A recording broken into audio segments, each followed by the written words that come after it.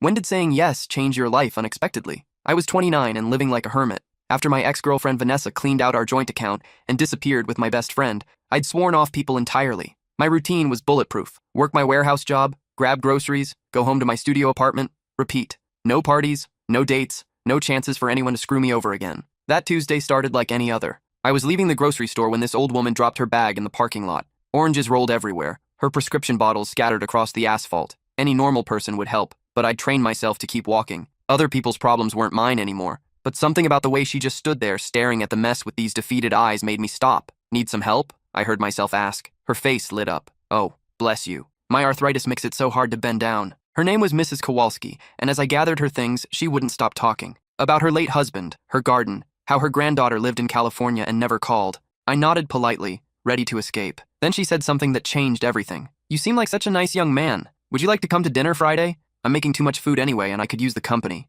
Every instinct screamed no. This was exactly how people got under your skin, made you care, then left. But looking at her hopeful smile, I found myself saying, Sure, Mrs. Kowalski. That sounds nice. Friday arrived. I almost didn't go. Stood outside her little house for 10 minutes, keys in hand, ready to drive away. But I'd given my word. Mrs. Kowalski's house was like stepping into a time capsule. Doilies everywhere, photos covering every surface, the smell of something amazing cooking. She ushered me in like I was family. Oh, good, you're early, she said. Someone I want you to meet. My stomach dropped. She'd set me up. I should have known. That's when I heard the voice from the kitchen. Grandma, do you need help with... A woman appeared in the doorway, and I swear time stopped. Long, dark hair, paint-stained fingers, eyes like warm honey. She was holding a wooden spoon and had flour on her cheek. This is my granddaughter, Zoe, Mrs. Kowalski beamed. She flew in from California yesterday. Zoe, this is the sweet boy who helped me in the parking lot. Zoe extended her hand. The grocery store hero Grandma hasn't stopped talking about. Her smile was genuine, no agenda behind it. When our hands touched, something electric shot up my arm. Just being decent, I managed. That's rarer than you think, she said, holding my gaze. Dinner was supposed to be awkward. Instead, it was the best evening I'd had in years. Zoe was an art teacher who'd come home because Mrs. Kowalski had fallen and hadn't told anyone. She was funny, sharp, and actually listened when I talked. So you restore vintage motorcycles as a hobby? She asked, leaning forward. Used to. Haven't touched one in 2 years. Why not? I shrugged. Lost interest, I guess. But the truth was, Vanessa had called it a waste of money. Said I was too old to play with toys. After dinner, Zoe walked me to my car. Grandma's having a procedure next week, she said. I'll be staying to help her recover. Would you maybe want to... Yes, I said before she could finish. She laughed. You don't even know what I was going to ask. Doesn't matter. The answer's yes. Over the next month, I said yes to everything. Coffee dates while Mrs. Kowalski napped. Trips to art supply stores. Helping Zoe reorganize the garage. Each yes felt like coming back to life. Then Zoe found my old motorcycle in Mrs. Kowalski's garage. Why is there a beautiful vintage Triumph rotting under a tarp? She demanded, her hands on her hips. I'd stored it there after Vanessa's ultimatum. Mrs. Kowalski had offered her garage when I mentioned needing space. The bike had been my dad's before he died. A 1969 Bonneville he'd restored himself, teaching me everything about engines, patience, and taking pride in your work. Long story, I said, not wanting to explain how Vanessa had made me choose between her and my stupid hobby. Zoe pulled off the tarp completely, revealing the Triumph in all its neglected glory. Dust covered the chrome, but underneath the bones were still beautiful. This is incredible, she breathed, running her fingers along the tank. Look at these lines, the craftsmanship. How could you abandon something this amazing? Someone convinced me it was a waste of time. Her eyes flashed. Someone was an idiot. That weekend, she convinced me to start working on it again. We spread tools across Mrs. Kowalski's driveway while she supervised from her lawn chair, bringing us lemonade and unsolicited advice about young love. I don't know anything about engines, Zoe admitted, holding a wrench like it might bite her. That's okay. You can hand me tools and look pretty doing it. She threw a shop rag at my head. Sexist pig. But she was laughing, and so was I. For the first time in years, I was laughing. Working on the bike together became our routine. Zoe would sketch while I tinkered, occasionally asking questions about what I was doing. She had this way of making everything seem interesting, like my boring explanations of carburetors were fascinating lectures. Tell me about this part, she'd say, pointing to the engine. That's the primary drive. It transfers power from the crankshaft to the transmission. And you rebuilt it yourself? With my dad. He taught me that every part has a purpose, and if you respect the machine, it'll respect you back. She'd nod seriously, like I was sharing ancient wisdom instead of basic mechanics. One afternoon, she surprised me with a drawing she'd made of me working on the engine. Completely focused, a small smile on my face. You look happy here, she said. Really happy. Not like the polite, careful version of yourself you usually are. She was right. Around the bike, around her, I felt like myself again. The person I'd been before Vanessa convinced me I was selfish for having interests that didn't revolve around her. Mrs. Kowalski recovered from her procedure beautifully, but Zoe kept finding reasons to stay. Her art teaching job in California was on summer break. Her grandmother needed help with yard work. Her grandmother's friend down the street needed help moving furniture. I knew she was making excuses, and I was grateful for every single one. The first time I kissed her was under the hood of the Triumph. She was holding a flashlight while I adjusted the timing, and when I looked up, she was staring at me with this expression I couldn't quite read. "What?" I asked. "Nothing. Just, you're really good at this. Passionate about it. It's attractive." "Attractive?" "Very." I straightened up, suddenly aware of how close we were standing. "Zoe." "Yes?" Instead of answering, I kissed her. She dropped the flashlight, and it rolled under the bike, casting crazy shadows on the garage walls. When we broke apart, we were both breathing hard. "I've been wanting to do that for weeks," I admitted. "Only weeks?" she teased. "I've been thinking about it since dinner that first night." 3 weeks later, she asked the question I'd been dreading. "My summer break ends in 2 weeks," she said quietly. We were sitting on Mrs. Kowalski's porch watching fireflies. "I have to go back to California." My chest tightened. "Right, of course. Unless," I looked at her. "Unless what?" "Unless you want to say yes to something crazy." My heart started hammering. "What kind of crazy?" She turned to face me completely. "Come with me. To California. I know it sounds insane. We've only known each other 6 weeks, but these have been the best 6 weeks of my life. And I hope, you feel the same way." Every rational thought in my head screamed no. I had a job here, an apartment, a routine that kept me safe from getting hurt again. Moving across the country for someone I'd known 6 weeks was exactly the kind of impulsive decision that led to disaster. But looking at her face, hopeful and terrified at the same time, I realized something important. The safe life I'd built wasn't really living at all. It was just existing. "Yes," I said. Her face lit up like sunrise. "Really?" "Really, but I have conditions." "Name them." "The bike comes with us, and I want to drive it there." She kissed me then, soft and sweet and full of promise. Road trip it is. Those next 2 weeks were a whirlwind. I gave notice at the warehouse, something I should have done years ago. The job had been slowly crushing my soul, but I'd been too scared to admit it. My supervisor barely looked up when I told him. 2 weeks? He grunted. "Fine, don't expect a reference." I didn't care. For the first time in years, I felt free. I found someone to take over my apartment lease, sold most of my furniture, and spent every spare moment getting the Triumph road ready. The bike hadn't run in 2 years, but working on it with Zoe had reminded me why I loved it so much. Mrs. Kowalski was thrilled by our plan, though she pretended to be scandalized. "In my day, young ladies didn't run off with strange men," she said, while packing us enough food for a month-long journey. "In your day, you met Grandpa at a dance and married him 3 months later," Zoe pointed out. "That was different. We were properly chaperoned," but she hugged me tight before we left. "You take care of my girl," she whispered, "and let her take care of you." The day before we left, my mom called. I hadn't spoken to her in months, another casualty of my self-imposed isolation. "I heard from Mrs. Henderson that you're moving to California," she said. "With a girl?" "Yeah, Mom. Her name's Zoe. And you're driving that motorcycle your father left you?" "Yeah." There was a long pause. "He would have loved that, you know. Taking a cross-country trip on the Bonnie. He always talked about doing it himself." "I know. Be careful, sweetheart, and I'm proud of you for taking a chance again." "I hadn't expected that." "Thanks, Mom. Bring her to meet me when you can, okay? Any girl who got you back on that bike must be special." The drive to California took 4 days. 4 perfect days of winding roads, small-town diners, and Zoe's arms around my waist as we flew down highways together. She'd never been on a motorcycle before, but she took to it like she'd been born to ride. "This is incredible," she shouted over the wind on our first day. "I feel so free." At night, we'd find cheap motels and lie in bed talking about everything, our childhoods, our dreams, our fears. She told me about her ex-fiancé, Cameron, who'd crushed her confidence by calling her art cute little doodles and suggesting she find a more practical career. "He wanted me to be a dental hygienist," she said, laughing bitterly. "Said art was a nice hobby, but not a real job." I told her about Vanessa, about how she'd slowly convinced me that my interests were childish and my ambitions were unrealistic, how she'd made me feel guilty for spending money on bike parts or taking weekends to work on the Triumph. She said I cared more about a piece of metal than about her, I said. "And you believed that?" After 2 years of hearing it, yeah. I started to think maybe she was right. Maybe I was being selfish. Zoe propped herself up on her elbow, looking at me seriously. "You know what's selfish? Asking someone to give up the things that make them happy. Demanding they become smaller, so you can feel bigger. We both picked people who made us smaller," I said. "Yeah, but that's over now." "Promise?" "Promise." California was everything I'd expected, and nothing like I'd imagined. Zoe's apartment was a tiny studio in a neighborhood where million-dollar houses sat next to taco trucks. Her art filled every wall, paintings so beautiful they took my breath away. "You didn't tell me you were this good?" I said, studying a canvas that captured the exact color of Midwest summer sky. She blushed. "Cameron used to say." "Cameron was a blind idiot," I cut her off. "These are incredible." Her landlord was less thrilled about my arrival. "Lee says 1 occupant," he said when we explained the situation. "I'll pay extra," I offered. "You got a job?" "I'll find one." He looked skeptical, but agreed to let me stay temporarily while we figured things out. Finding work was easier than I'd expected. My warehouse experience translated to a job at a motorcycle restoration shop, something I'd never even considered before.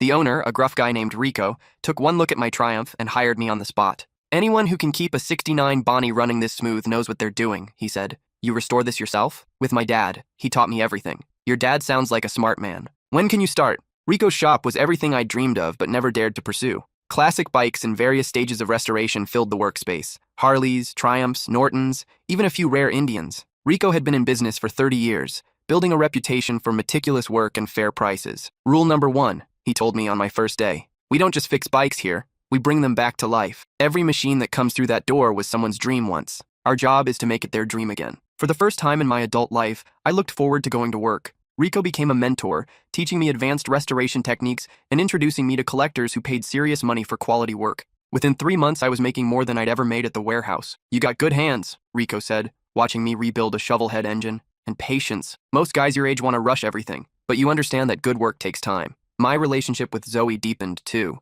Living in 400 square feet forced us to learn each other's habits quickly. She was messy but organized. Paint tubes everywhere, but she always knew exactly where everything was. I was neat but inflexible. Everything in its place. Schedules kept religiously. You realize you organize your tools by size and function, she said one morning, watching me arrange my motorcycle gear. Is that bad? It's adorable. Very type A for someone who just uprooted his entire life on a whim. It wasn't a whim. It was the most carefully considered, spontaneous decision of my life. We found a bigger apartment together after 6 months, one with a garage where I could work on bikes in the evenings. Zoe converted the spare bedroom into an art studio, finally having space to work on larger canvases. Our routines blended naturally. I'd come home covered in grease. She'd come home covered in paint. We'd shower, cook dinner together, then retreat to our respective creative spaces. She'd paint while I worked, and we'd talk about our days, our plans, our future. Everything felt possible. The first fight we had was about money. I wanted to contribute equally to everything, but Zoe made more as a teacher than I did starting out at Rico's. It's not about keeping score, she said after I insisted on paying more than my fair share of rent. It is to me. I don't want to be one of those guys who lets his girlfriend support him. One of what guys? Guys who accept help from people who love them? Guys who take advantage. She stopped painting and looked at me directly. Is that what Cameron did? Take advantage? No, Cameron had money. His family owned 3 dental practices, but he made sure I knew I was costing him by not contributing more financially. I'm not Cameron, and you're not your ex. Can we agree to split things fairly without you punishing yourself for needing time to build your career? It took me a while to accept that fair didn't always mean equal, but Zoe had a way of making her points without making me feel smaller. 6 months after we arrived, Zoe got news that changed everything again. The school district offered me a permanent position, she said, waving a letter. Head of the art department, full benefits, tenure track, the works. I swept her up and spun her around. That's incredible, you deserve this. The position came with a significant raise and the respect she'd been craving, but that night she seemed quiet. Almost sad. What's wrong? I asked. I thought you wanted this job. I do. It's just, it makes everything real, you know? Permanent. What if you change your mind about us? About this life? I understood her fear. We'd both been left before, both had our dreams crushed by people who were supposed to love us. But this felt different. We felt different together. I'm not changing my mind, I said. In fact, I have a question for you. Her eyes widened as I dropped to one knee beside our bed. I'd been carrying the ring for 2 weeks, waiting for the right moment. It wasn't much. A simple sapphire surrounded by tiny diamonds, but it had caught my eye in a vintage shop because it reminded me of her paintings. I know it's only been 8 months since we met. I know this all happened fast, but every day with you feels like a gift I don't deserve. Will you say yes to marrying me? She was crying and laughing and nodding all at once. Yes, of course, yes. Even though I picked out the ring without you? Especially because you picked it out without me. It's perfect. It's exactly what I would have chosen. Planning the wedding became our obsession for the next 6 months. We wanted something small but meaningful, somewhere that honored both our backgrounds and our new life together. Mrs. Kowalski settled the debate by announcing that the wedding would be in her backyard. I have the most beautiful rose garden in 3 counties, she declared during one of our phone calls. And I'll be damned if my granddaughter gets married anywhere else. She'd flown out to California twice to visit, falling in love with our life there, but insisting the wedding had to be in her garden among her prize-winning roses. The ceremony was perfect. Small, just our families and closest friends, but full of love. My mom walked me down the aisle since Dad wasn't there to do it. She'd flown out 2 weeks early to help with preparations and to get to know Zoe properly. I like her, she told me the night before the wedding. She looks at you the way your father used to look at his bikes, like you're something precious that needs to be handled with care. Rico closed the shop for a week so he could attend the wedding and give Zoe away, since her father had passed when she was young. You're like the son I never had, he said, embarrassing us both. Take care of this girl, and don't you dare move back east permanently. I'm not training another mechanic from scratch. Our families meshed better than I dared hope. My brother, who I'd barely spoken to since Dad's funeral, admitted he'd been worried about me for years but hadn't known how to help. You look different, he said at the reception. Happy, like yourself again. I feel like myself again. Good. Dad would have loved Zoe, and he would have been proud of you for taking the risk. Mom cried during the ceremony, clutching a photo of Dad that she'd brought along. He would have been so proud, she whispered. You found someone who loves all of you, not just the convenient parts. The first year of marriage was an adjustment, learning to share space completely, to communicate about money and dreams and all the mundane stuff that trips up couples. But we'd both been alone long enough to appreciate having someone to come home to. Marriage is weird, Zoe said 6 months in, as we painted our bedroom together. Good weird or bad weird? Good weird. Like, I can't imagine not knowing what you're thinking about, or not being able to tell you about my day, but also weird that we just decided to do this forever. Having second thoughts? Never. Just marveling at how right it feels. Zoe's art started selling. A gallery downtown featured her work in a group show, and 3 paintings sold opening night. She came home with a check and a bottle of champagne, floating on air. I can't believe people want to buy my paintings, she said. I can. They're extraordinary. You're extraordinary. The gallery owner, a sharp woman named Lydia, took Zoe under her wing. She connected her with collectors, helped her price her work appropriately, and started featuring her pieces regularly. You have a gift, Lydia told her. But more than that, you have something to say. Your work has depth and honesty that's rare in emerging artists. The motorcycle restoration business grew too. Rico started talking about retiring, hinting that I might want to take over the shop. The idea terrified and excited me in equal measure. I'm not getting any younger, he said one afternoon, watching me finish a particularly challenging restoration. And I can't think of anyone I'd rather pass this place on to. Rico, I can't afford to buy you out. Who said anything about buying? I'm talking about earning. You work for me another 5 years, learn everything I can teach you, and we'll work out terms that make sense for both of us. The conversation planted a seed that grew steadily. I started paying more attention to the business side of the shop, learning about suppliers, customer relationships, and the financial aspects I'd always left to Rico. 2 years after our wedding, Zoe found me in the garage, staring at the triumph I'd restored to perfection. Thinking about selling her? She asked. Never. Just remembering. Remembering what? How you found her under that tarp. How you convinced me to start working on her again. How that led to everything else. She wrapped her arms around me from behind. You know what I was thinking about today? What? That parking lot. How you almost didn't help Grandma. How I almost didn't come home that weekend. How many tiny choices had to align perfectly for us to meet. Scary when you think about it that way. Not scary. Magical. 3 years in, Zoe started talking about kids. At first, the idea terrified me. What if I was like my dad in his worst moments, distant and critical? What if I passed down all my damage instead of the good parts? You're nothing like him, Zoe said when I voiced these fears. Look how you treat your nephew when he visits. Look how you are with the neighbor kids when they come to watch you work on bikes. You're going to be an amazing father. But what if I'm not? What if I screw them up the way I was screwed up? Then we'll figure it out together. That's what marriage is, figuring it out together. We started trying 6 months later. It took a year of hopes and disappointments before we got the positive test. I found Zoe crying in the bathroom, holding the test with shaking hands. Happy tears? I asked. The happiest. The pregnancy was rough at first.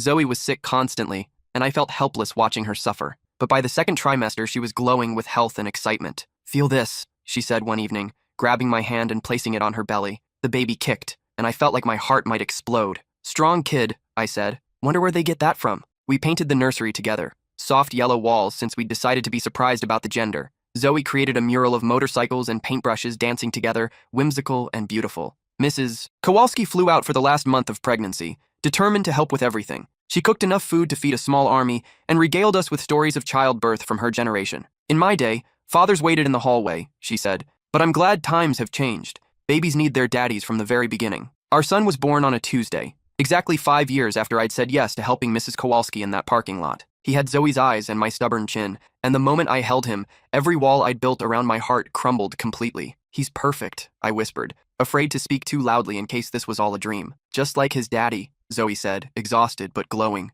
We named him Owen, after my father. It felt right, honoring the man who'd taught me to work with my hands and find pride in craftsmanship, even if he'd struggled with showing emotion. Mrs. Kowalski declared herself the honorary grandmother and spent 2 weeks spoiling us all. She taught me how to change diapers, burp a baby, and recognize different types of cries. You're a natural, she said, watching me rock Owen to sleep. Some men are afraid of babies, but you take to it like you were born for this. I never thought I wanted kids. That's because you were protecting yourself. But this little one broke through all those walls, didn't he? Rico officially retired when Owen turned 1, selling me the shop for a fraction of what it was worth. Just promise me you'll keep the name, he said during our final paperwork. Rico's Custom Motorcycles has a nice ring to it. I changed it to Rico and Sons Custom Motorcycles, planning for the future. Sons plural? Zoe asked when she saw the new sign. Optimistic thinking. The business thrived under my ownership. Word spread about our quality work, and soon we had customers driving in from 3 states away. I hired 2 employees, then 4, then 6. Each new hire felt like validation that I'd built something real and valuable. Zoe's art career exploded too. She had her first solo show when Owen was 18 months old, selling every piece on opening night. The local art magazine featured her on the cover with the headline, "Local Teacher Becomes Rising Star." "I keep thinking someone's going to realize I don't know what I'm doing," she confided the night before the opening. "Imposter syndrome is normal, but you belong here. Your work speaks to people." The show was a triumph. Collectors, critics, and art lovers filled the gallery, and Zoe sold everything, including 3 commissioned pieces. Watching her accept congratulations, confident and radiant, I felt so proud I could barely stand it. When our daughter was born 2 years later, we felt like the luckiest people alive. She had my dark hair and Zoe's artistic eye, already reaching for paintbrushes before she could walk properly. We named her Grace, after Mrs. Kowalski, whose full name was Grace Catherine Kowalski. The old woman cried when we told her during a video call. "You didn't have to do that," she said through tears. "Yes, we did," Zoe replied. "You brought us together. Everything good in our lives traces back to you." Mrs. Kowalski visited every Christmas after that, watching our children grow with the pride of a true grandmother. She never remarried after her husband died, but she said our family filled the loneliness in her heart. The kids adored her. Owen would show off his toy motorcycles and explain how engines worked with the seriousness of a professor. Grace would paint pictures especially for her great-grandmother, masterpieces that Mrs. Kowalski displayed prominently on her refrigerator. "You know," she said during one visit, watching Owen help me tune up the Triumph while Grace painted nearby, "I prayed for years for my Zoe to find someone good. Never occurred to me that the answer to my prayer would be helping me pick up oranges in a parking lot. Funny how life works," I said. "Not funny, mysterious, beautiful, worth waiting for." The business continued growing. By Owen's 5th birthday, we'd outgrown the original shop and moved to a larger facility. I added a showroom featuring restored bikes for sale and started offering motorcycle maintenance classes for enthusiasts. "You're building something special here," said a customer who'd driven from Arizona for a restoration. "This isn't just a shop. It's like a museum and a school and a community center all rolled into one." That's when I realized what I'd really created. Not just a business, but a place where people came to connect with their passions, to learn, to share stories about their bikes and their dreams. Zoe's teaching evolved too. The school district promoted her to arts coordinator for all elementary schools, and she started a program bringing professional artists into classrooms.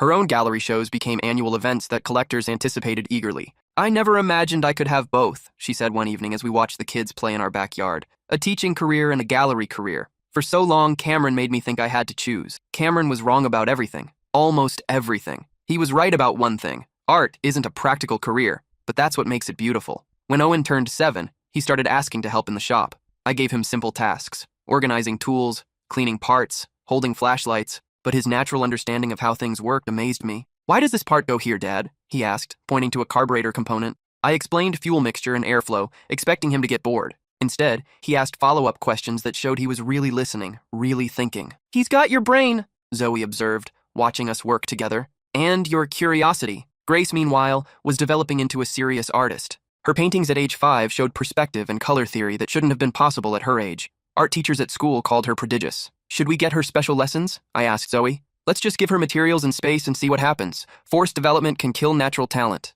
Instead, we converted the garage loft into a proper studio for Grace, while keeping the ground level for motorcycle work. The kids would often work alongside us, Owen learning about engines, Grace painting everything she saw. Those were golden years. The business stable and growing, Zoe's art career flourishing, the kids healthy and happy. I'd catch myself sometimes, amazed at how completely my life had transformed from that lonely, bitter person I'd been before the parking lot. But life has a way of testing happiness just when you think you've figured everything out. The call came on a Wednesday morning. Mrs. Kowalski had suffered a stroke and was in intensive care. Zoe booked the first flight home, leaving me with the kids and a shop full of customers. For 2 weeks, we lived in limbo. Daily updates from the hospital, video calls where Mrs. Kowalski couldn't speak clearly, but squeezed Zoe's hand to show she understood. The doctors were cautiously optimistic, but the recovery would be long and difficult. "I need to stay longer," Zoe said during one of our nightly calls. "She needs more help than I realized. The house is falling apart. Her finances are a mess and she's scared." "How much longer?" "I don't know. Maybe a lot longer. Maybe, what if we moved back? At least for a while?" The idea should have terrified me.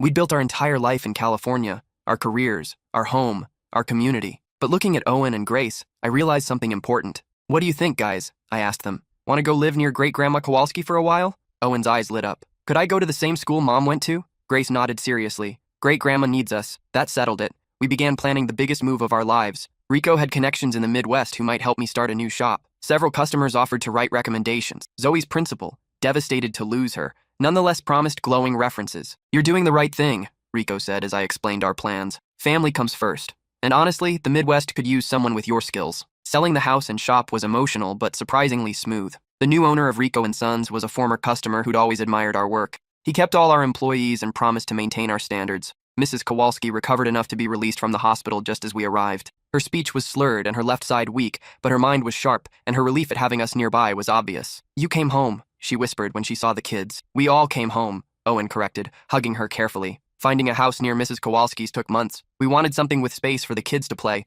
and room for me to set up a shop. Eventually, we found an old farmhouse with a huge garage and 3 acres of land. It needs work," the realtor warned. "That's okay," I said. "We like projects." Setting up the new business was harder than I'd expected. Building a customer base from scratch, establishing relationships with suppliers, learning local regulations. But slowly, word spread about the guy from California who really knew vintage motorcycles. My first big break came when a collector brought me a 1948 Indian Chief that had been sitting in a barn for 30 years. The restoration took 6 months and cost more than most people's cars. But when it was finished, it was museum quality. Photos of the Indian appeared in motorcycle magazines, and suddenly my phone was ringing constantly. Collectors, dealers, and enthusiasts from across the region wanted to know about this new shop in the Midwest. Zoe found her footing too. The local school district snapped her up as arts coordinator, and she started a weekend program at the community center. Her first gallery show in our new town sold out completely. "It's different here," she said after the opening. "More personal. People aren't just buying art, they're investing in their neighbor's dream." The kids thrived. Owen joined the school's robotics team and spent every afternoon in my shop, learning advanced restoration techniques. Grace's art teacher called her the most naturally gifted student I've ever encountered and arranged for her to take classes at the local college. Mrs. Kowalski's recovery was slow but steady. Physical therapy helped her regain most of her strength, and having us nearby gave her purpose and joy. She spent most afternoons at our house, supervising homework and sharing stories about the old days. "I never thought I'd live to see my great-grandchildren grow up," she said one evening, watching Owen and Grace play in the yard. "Don't talk like that. You've got years left." "Maybe. But even if I didn't, I've seen enough. I've seen love win. I've seen my Zoe happy. I've seen you become the man you were always meant to be." 3 years after our move, the business was thriving beyond my wildest expectations. We'd grown from me working alone to a staff of 8, with a waiting list for restoration stretching 6 months. Owen, now 13, was officially my apprentice. His understanding of mechanical systems was extraordinary, and his patience with detail work reminded me of my father at his best. "Think I'll take over the shop someday?" he asked one afternoon, as we worked on a particularly challenging Triumph rebuild. "Do you want to?" He considered this seriously. "Yeah, but I also want to design new bikes. Electric ones, maybe. Like, what if we could build electric motorcycles that looked classic but had modern technology?" "That's not a bad idea. Innovation built on tradition." Grace, now 11, was preparing for her first solo art show. Her paintings had evolved into complex works that captured emotion and movement in ways that stunned everyone who saw them. "She's gifted beyond her years," said the gallery owner. "But more than that, she has something important to say. Art this honest is rare at any age." Watching my children develop their talents, surrounded by love and encouragement instead of criticism and doubt, felt like healing something broken in myself. The 4th winter after our move was harsh. Mrs. Kowalski caught pneumonia and spent 2 weeks in the hospital. We thought we might lose her, but she fought back with characteristic stubbornness. "Not ready yet," she whispered when I visited. "Still got things to see." She lived to see Owen win the state championship in robotics and Grace's solo show receive a standing ovation. She lived to see Zoe's art featured in a national magazine and my business profiled in a motorcycle industry publication. "I'm proud of what you've all become," she said during Christmas dinner that year. "But mostly, I'm proud that you found each other. Love like yours changes the world, one family at a time." Last month, Mrs. Kowalski passed away peacefully in her sleep at 89. We found her in her favorite chair, surrounded by photos of our family, a slight smile on her face. The funeral filled the church and overflowed into the parking lot. 3 generations of people whose lives she'd touched came to pay respects. But the most moving moment was when Owen and Grace stood up to speak about their great-grandmother. "She taught us that love is action," Owen said, "that helping someone pick up groceries can change everything. She showed us that families aren't just the people you're born to," Grace added. "They're the people who choose to love you." In her will, she left us the house where Zoe and I had met, along with a letter. "Thank you for proving that there are still good people in this world," she wrote. "Thank you for saying yes to an old lady who just needed a friend. Thank you for showing me that love stories aren't just for young people. Sometimes they're for anyone brave enough to believe in second chances." We decided to keep her house as a workshop and gallery space. Owen wants to use it for his electric motorcycle designs when he's older. Grace wants to display community art projects there. Zoe wants to offer painting classes for kids who can't afford art supplies. "It feels right," Zoe said as we walked through the empty rooms. Grandma's house bringing people together, creating new connections. Now, 15 years after that Tuesday in the grocery store parking lot, I watch my son work beside me in the shop, learning the same skills my father taught me. He's developing his own ideas about innovation and tradition, dreaming bigger than I ever dared. My daughter paints in the converted garage loft, creating works that will someday hang in galleries across the country. She has her mother's eye for beauty, and her great-grandmother's understanding of human nature. Zoe teaches at 3 different schools now, bringing art to kids who need it most. Her own paintings sell as fast as she can create them, and she's been approached about a book deal for her teaching methods. People ask me sometimes what I've learned from all this. Here's what I know. We're all one yes away from a completely different life. One moment of choosing connection over isolation, kindness over indifference, hope over fear. That Tuesday in the parking lot, I had a choice. I could have kept walking, stayed safe in my bubble of hurt and mistrust.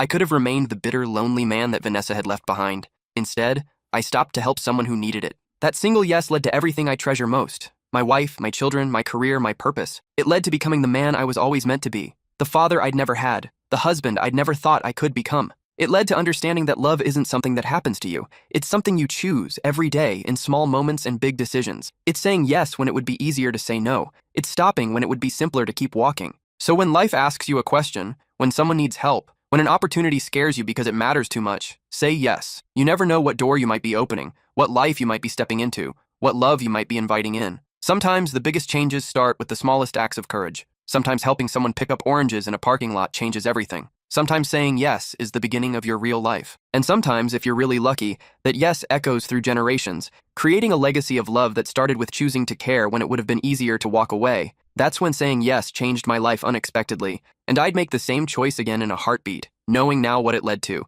Not just happiness, but purpose. Not just love, but the chance to pass that love forward to the next generation. The circle continues. Owen helps elderly neighbors with yard work. Grace teaches art to younger kids at the community center. They've learned the lesson Mrs. Kowalski taught me all those years ago, that kindness is contagious, that helping others helps yourself, that saying yes to love changes everything. Sometimes I still drive the Triumph on Sunday mornings, taking the long way through town, remembering that scared, angry man I used to be. But mostly, I'm too busy living the life that yes created to spend much time looking backward. The future is too bright, too full of possibility, too rich with love to waste time on regrets. And it all started with 3 simple words in a grocery store parking lot. Need some help? The answer, I've learned, is always yes.